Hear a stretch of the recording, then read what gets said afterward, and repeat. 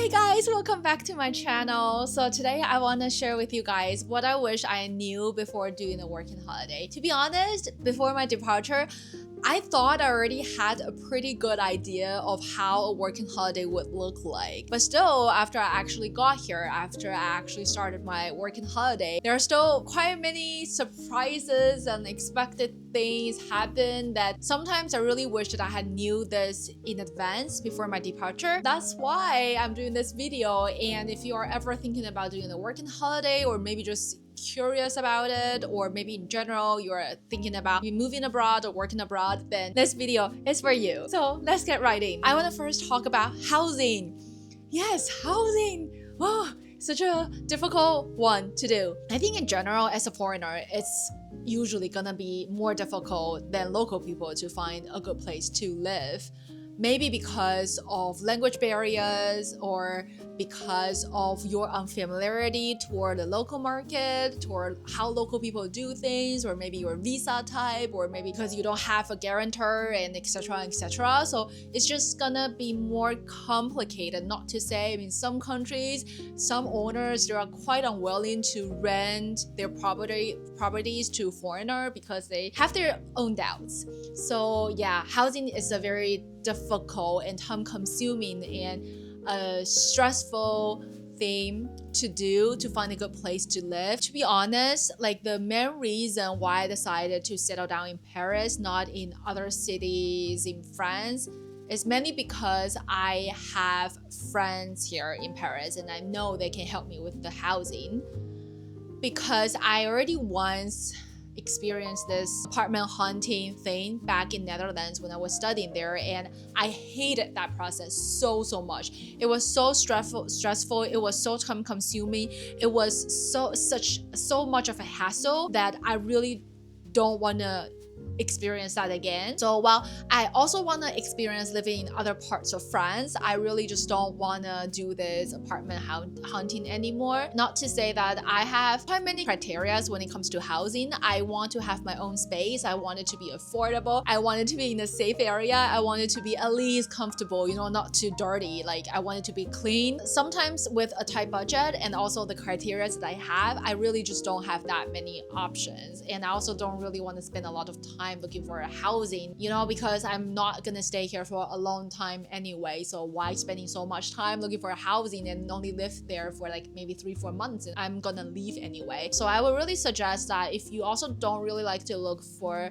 apartment, then maybe you can try just see if you have friends there and ask them for help, or you can check out co-living space. I would say co-living space is also one of the options, or yes, you can always check out Airbnb. Personally, Airbnb for me, it's a bit too expensive most of the time, so it's not really an option for me. If you're prepared mentally when it comes to looking for a housing, then I think you will be much better. And then I would say that although it sounds so difficult, but there's always a way to figure it out. There's always a way to solve this problem. So yeah, but just be prepared of it might become very difficult. Next, let's talk about job.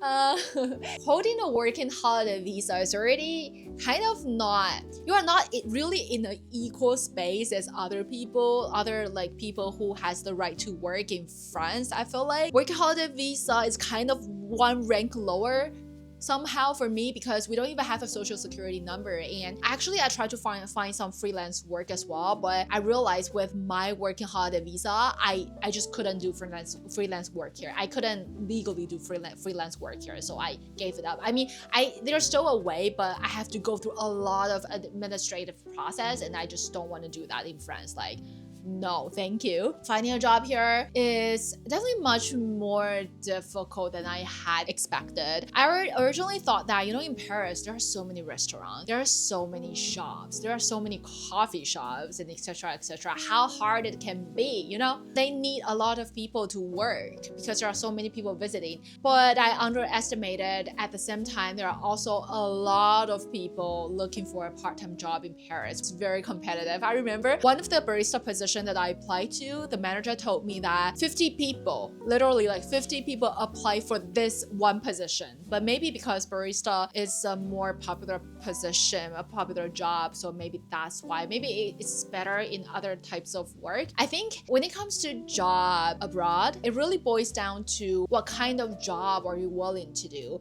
I mean, if you're okay with any kinds of job, I would say that's relatively easy to find one. But if you have your own criteria, for example, for me, I have again a lot of criteria. Like, I am sure that I don't want to wash dishes. Second, I don't want to clean toilets. Third, I don't want to do housekeeping. Fourth, I don't really want to do office work as well. Or even receptionist is kind of like not really interested in, like better not to do kind of job. So, you know, like I have a lot of jobs I just don't want to do. I have a pretty clear criteria, I would say. I want to do work that related to content creation, related to winter sports, outdoor industry, or work that would allow me to practice my French while interacting with different kinds of people. With the criteria that I have, it's gonna make it even more difficult to find a job. Because for me, I really value my time, so I really just don't want to sacrifice my time, wasting my time doing job that I'm not even enjoying or I'm not even finding meaningful, or just job that I don't even want to do that much. So I'm really lucky that I get to find my job as a barista in the end, because I actually, when I still couldn't find a job, I thought about just, yeah, if I just couldn't find a job that I'm satisfied with, I would just leave France and fly back to Taiwan and finish my working holiday thing, because it just doesn't make sense to me to work in a job that I don't like for the sake of staying in Paris. So I don't mind just like finish my working holiday earlier and then bye-bye. I would suggest that before your departure, I think it would be much better to list out what kind of job you want to do, or if you don't know what you want to do, just list out all the jobs that you definitely don't want to do. And sometimes after you list out all the jobs that you definitely don't want to do, you will slowly find a job that you want to do. I really wish that I had done more research when it comes to part-time job in Paris before my departure, because I thought it's going to be easy, so I didn't do any research, and only did I realize much later that it requires a lot of patience and time to be able to eventually land a job. Next, let's talk about health. Based on my understanding, with my working holiday visa, I don't have any insurance, things like that in France. I mean, like when I apply for France working holiday visa, they require me to already buy my own insurance. But that insurance is that it's not like very strict. So you can buy insurance either like from Taiwanese company or just company based in other parts of Europe or things like that. Anyway, I think health insurance is gonna be a pretty tricky thing whenever you are like moving abroad. Sometimes some countries, they do it much better for foreigners, but sometimes some countries, it's not that good. So I would say just taking care of yourself is just so important. Even when you are still living in your home country, learn to take good care of yourself and try not to hurt yourself often or get sick often. Sometimes I know it's not within our control, but some parts it's within our control. And I'm not just talking about physically, but also mentally as well. I have to admit that I definitely didn't really take good care of my mental health and also a bit physical health as well during my first 3 months in France. I was a bit reckless, I have to admit, and I regretted that, because when you're abroad without really any support system, you know, all your friends and families are back in your home country, having a healthy mind and healthy body is just way more important than you think. Next, I want to talk about savings. I really wish that I knew the importance of having more savings before my departure. I'm really fortunate because my parents are willing to help me with that, you know, financial support. But I think having savings is really, really important because of one reason. Something that is out of your control, like if you run into a bad boss and you just want to quit, and if you don't have enough savings, you might not be able to quit because you are going to run out of money and you couldn't survive. And also, if you ended up in a bad apartment and you need to move as soon as possible, then you also need money to kind kind of give you more options when it comes to finding a place for you to at least be safe and be comfortable and to survive. And next, let's talk about languages. I would say it's always better, much better, if you already know the local languages of that country. Because if you know the language, for example, it's gonna be easier for you to make friends, it's gonna be easier for you to feel included to the society, and also it's gonna be easier for you when you run into some problems if that person just doesn't really speak English or any other languages that you speak. For me, yes, as you guys already know, that I already speak French and my French is not bad. I mean, but I would say on the other hand, just because you speak that language doesn't mean that you are definitely gonna make a lot of friends, you are definitely gonna feel very, very included, or you are definitely gonna improve even more after you arrived here. Because for me, during my first 3 months, I work in a full English environment. I mean, I was still in France, of course, but besides, daily supermarkets shopping and maybe buy some things, order some things in the restaurant, that's all the French that I spoke. And right now, I'm working in a coffee shop, it's better, but I'm basically repeating the same sentences all the time. Vous pouvez commander ici, allez-y. Merci beaucoup, monsieur. Merci beaucoup, madame. Bonne journée, bonne soirée, bon après-midi, bonne dégustation, bon appétit. To be honest, I really don't feel like my French improved in any way since I arrived in France. Like, I feel like actually I improved more back in Taiwan. So I would say like languages is like, I totally understand why for some people, even though they live in this country for 10 years, they still don't really speak French, because honestly in Paris, you really don't need French to get by. And next I want to talk about shitty things and challenges. Before my departure, I really didn't think about it at all. Of course I didn't think that my whole trip is gonna go smoothly and like super happy all the time. Of course, it's not like that, but I definitely didn't expect that many shitty things and challenges would actually happen. I wish I had prepared myself more mentally when it comes to facing challenges and facing shitty things in life. I totally got the skills and ability to adapt and to deal with them. It's just that sometimes when my mind is not fully prepared, I would just keep thinking why did it happen to me. I feel like if I prepare myself more mentally, just telling myself that, yeah, shitty things just gonna happen, I can totally deal with them myself, or asking for help.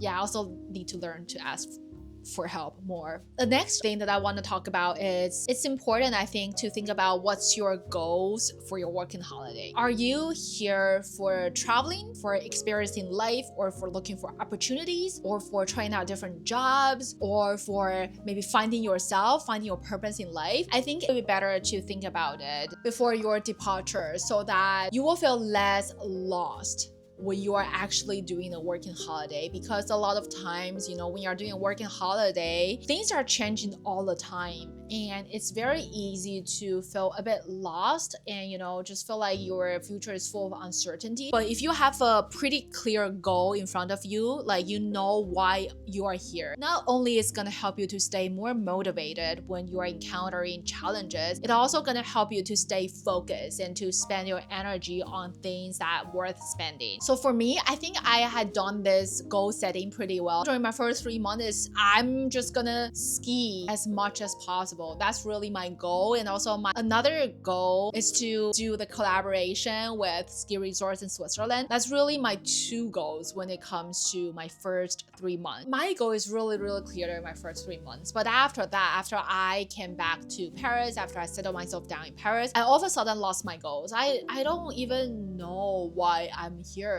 I spent some time to figure it out. Okay, lastly, I want to quickly talk about unlocking your potential. So I know I talked about a lot of things today are kind of negative, but the last point that I want to talk about is it's such a great way to unlock your potential. Before I came here, I didn't even know that I could make coffee. I didn't even know that I could do this that well before coming here, and it's definitely like unlocking one of my potentials. When you are throwing yourself in a whole new environment, you start to realize you could actually do a lot of things that you didn't even know that you could do. And that's really exciting. The dream collaboration that I just mentioned with ski resorts in Switzerland, oh my god, like I couldn't imagine 1 year or 2 years ago that I would have this chance to be hosted in a ski resort. It's one of my favorite sports. It's my life passion when it comes to skiing. I got the chance to be hosted by them, to promote for them, and it's just so so amazing for me. That's about it. Hope you enjoyed it, and let me know if you have any questions. Yeah, I'll talk to you guys again in the next video.